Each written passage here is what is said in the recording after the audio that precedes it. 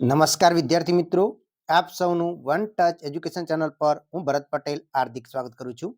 આજે આપણે ધોરણ 12 જીઓગ્રાફી વિષયની અંદર બોર્ડ પરીક્ષામાં પૂછાયેલા પ્રશ્નો એટલે કે 2018 થી લઈ અને 2023 સુધી બોર્ડની પરીક્ષામાં સેક્શન ઈના વારંવાર પૂછેલા પ્રશ્નો તમને આપવાના છે અને તમામ પ્રશ્નો રિપીટ થાય છે.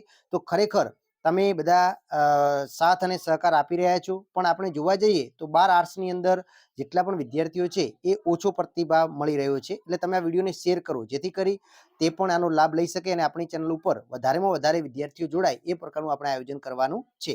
અને આપણી ટેલિગ્રામ ચેનલ પણ તમે જોઈન કરી નાખો, જ્યાં આગળ તમને પીડીએફ ફાઇલ મળતી હોય છે. તો ચાલો વિદ્યાર્થી મિત્રો, સેક્શન ઈના તમારે 30 ગુણનું પૂછાય છે અને જીઓગ્રાફી વિષયની અંદર સેક્શન ઈ ખૂબ જ અગત્યનું હોય છે અને એના માટે આપણે જોવા જઈએ તો 5 ગુણના પ્રશ્નો પૂછાય છે. હવે એની અંદર તમારે પ્રશ્ન ક્રમાંક 51 થી 61 આપેલા હશે, જેની અંદર 61મો પ્રશ્ન સુધી તમારે એટલે કે 7 પ્રશ્નો આપેલા હશે, એમાંથી કોઈ પણ 5 પ્રશ્નો તમારે આ વખતે લખવાના છે. હવે આપણે ચેપ્ટરની વાત કરીએ તો ચેપ્ટર બીજું છે, 5મું છે, 8મું છે, 9મું છે અને 10મું. આટલા ચેપ્ટરમાંથી જ પ્રશ્નો પૂછાતા હોય છે, જેની અંદર ચેપ્ટર 5 અને ચેપ્ટર 9 છે એમાંથી બે પ્રશ્નો પૂછાતા હોય છે.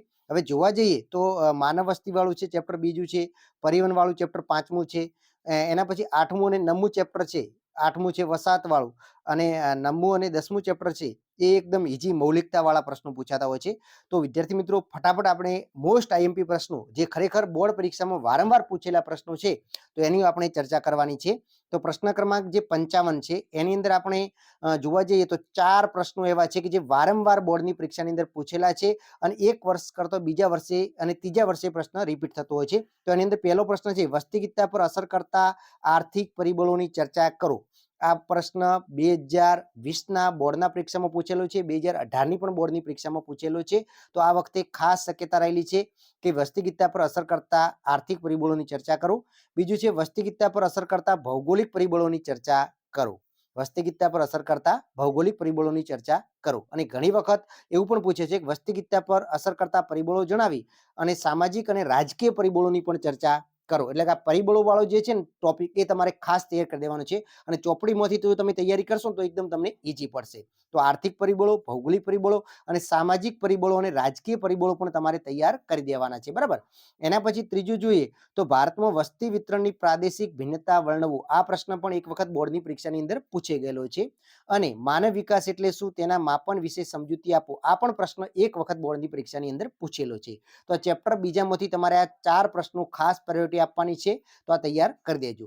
હવે એના પછી ચેપ્ટર 5ની વાત કરીએ એટલે કે પ્રશ્ન ક્રમાંક 56 અને 57 એટલે કે 2 પ્રશ્નો 5મા ચેપ્ટરમાંથી પૂછાવાના છે. તો એની અંદર મોસ્ટ આઈએમપી વારંવાર પૂછેલા 5 જ પ્રશ્નો છે, બરાબર. આમાંથી 2 તો ફરજિયાત તમારે પૂછાવાના જ છે. તો આ 5મા ચેપ્ટરમાંથી તો ખાસ તૈયાર કરી દેવાના છે. જેમાં પહેલું છે પરિવહનનો અર્થ સમજાવી, વિશ્વના મુખ્ય સડક માર્ગો વિશે ચર્ચા કરો. બીજું છે વિશ્વના મહત્વના રેલ માર્ગો વિશે સવિસ્તાર નોંધ લખો. ત્રીજું છે વિશ્વના મુખ્ય જે સડક માર્ગો છે એ છે, બરાબર. એના પછી વિશ્વના મુખ્ય આંતરિક જળમાર્ગો છે એ લખવાનું છે. એના પછી તમે જોવા જો તો આ પ્રશ્નો અહીંયા આપણે રિપીટ થઈ ગયા છે. તો આની અંદર બીજા પ્રશ્નો તમે ખાસ અગત્યના જે પ્રશ્નો છે કે ભારતની અંદર સડક માર્ગોનું મહત્વ જણાવવાનું છે. એના પછી ખાસ તમે જોઈ શકો છો કે જે પૂછી શકે છે તો કે ભારતની અંદર પાઇપલાઇન છે એ ત્રીજા ગુણ 3 ગુણની અંદર પૂછવાના છે. તો આની અંદર તો પ્રાયોરિટી તમારે ખાસ વિશ્વના મુખ્ય સડક માર્ગો છે અને વિશ્વના મુખ્ય રેલ માર્ગો છે અને ભારતના મુખ્ય આંતરિક જળમાર્ગો, આ 3 પ્રશ્નોને વધારે પ્રાયોરિટી આપીને તમારે તૈયારી કરી દેવાની છે. આમાંથી તમારે પૂછાય છે, બરાબર. એના પછી જોઈએ તો 58મો પ્રશ્ન છે એની અંદર છે ગ્રામીણ માનવ વસાહત પ્રણાલી વિશે સવિસ્તાર ઉત્તર લખો. બીજું છે શહેરી વસાહત એટલે શું, તેના કાર્યકારિતાના આધારે પ્રકારો જણાવો. અને ત્રીજો છે શહેરીકરણની સમસ્યા વર્ણવો. એના પછી 59 નંબરનો જે પ્રશ્ન પૂછાય છે એની અંદર જોવા જઈએ તો સાગરીય સંસાધનની સમસ્યા જણાવી, તેનો ઉકેલ જણાવો. બીજું છે માનવ સંસાધન વિશે વિગતે જણાવો. ત્રીજું છે જળ સંસાધનની પ્રાપ્યતા વિશે વિસ્તૃત માહિતી આપો. એના પછી 60મા નંબરની અંદર જોઈએ તો પહેલું છે જળ પ્રદૂષણ સમજાવી, તેને નિવારવાના ઉપાયો સૂચવો.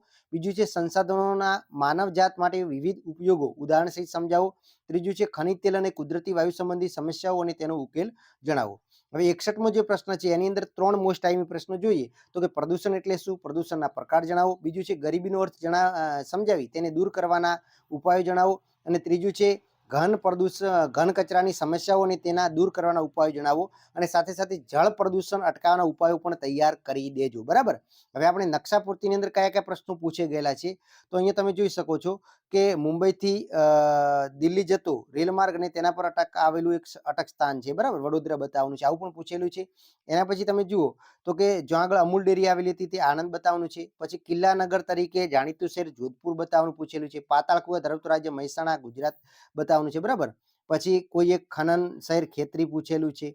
એના પછી જોઈએ તો સૌથી ઓછું જાતિ પ્રમાણ ધરાવતું રાજ્ય હરિયાણા. પછી ફેરી સર્વિસ ધરાવતું બંદર ઓખા, ફેરબદરી માટેનું બંદર સલાહે પૂછેલું છે. કોઈ એક સંરક્ષણ કેન્દ્ર દહેરાદૂન પૂછેલું છે. જહાજ બાંધકામ માટેનું એક બંદર વિશાખાપટ્ટનમ પણ પૂછેલું છે. પછી દિલ્હીથી અમૃતસર થતો રાષ્ટ્રીય ધોરીમાર્ગ નંબર 2 બતાવવાનું છે. એનું અટક સ્થાન લુધિયાણા બતાવવાનું પૂછેલું છે. મુંબઈથી દિલ્હી જતો રાષ્ટ્રીય ધોરીમાર્ગ નંબર 8 બતાવવાનું છે. તેના પર અટક સ્થાન જયપુર બતાવવાનું પણ પૂછેલું છે. તો આટલા પ્રશ્નો તમારે પૂછેલા છે અને બાકીના સેક્શન ડી ની અંદર પણ પૂછેલા, બોર્ડની અંદર પૂછેલા પ્રશ્નો આપીશું અને બીજા વિષયની પણ આઈએમપી પ્રશ્નો આપણી ચેનલ ઉપર અવેલેબલ છે. વિભાગ એ અને બી ની તૈયારી તમને લાઈવ સેશનની અંદર કરાવવાની છે, તો ચેનલ સાથે તમે જોડાયેલા રહેજો.